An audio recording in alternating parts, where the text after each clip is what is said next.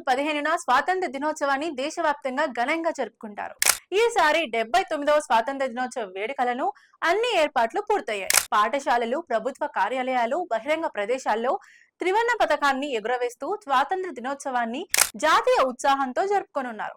1947 August 15న భారత స్వాతంత్ర్యం సాధించిన చారిత్రాత్మక ఘట్టాన్ని స్మరించుకుంటూ స్వాతంత్ర సమరయోధుల త్యాగాలను దేశం గుర్తు చేసుకోనుంది. అయితే ఈసారి స్వాతంత్ర దినోత్సవంలో ఓ ప్రత్యేకత ఉంది. ఈ ఏడాది ఏప్రిల్ 22న జమ్మూ కాశ్మీర్ లోని పహల్గామ్ లో ఉగ్రవాదులు పర్యాటకులపై కాల్పులు జరిపి 25 మంది పర్యాటకుల్ని మరియు ఒక స్థానికుడిని చంపేశారు. ఈ దారుణ ఘటన దేశవ్యాప్తంగా తీవ్ర ఆవేదన, ఆగ్రహానికి కారణమైంది.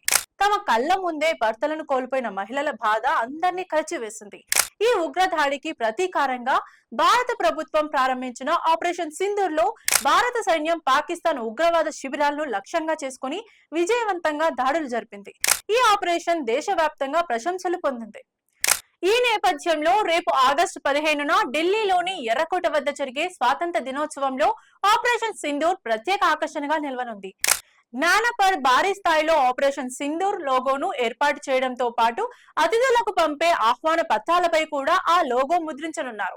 వేడుకల అలంకరణ కోసం మొత్తం ఆపరేషన్ సింధూర్ థీమ్ లో ఉండనున్నట్లు రక్షణ మంత్రిత్వ శాఖ ప్రకటించింది.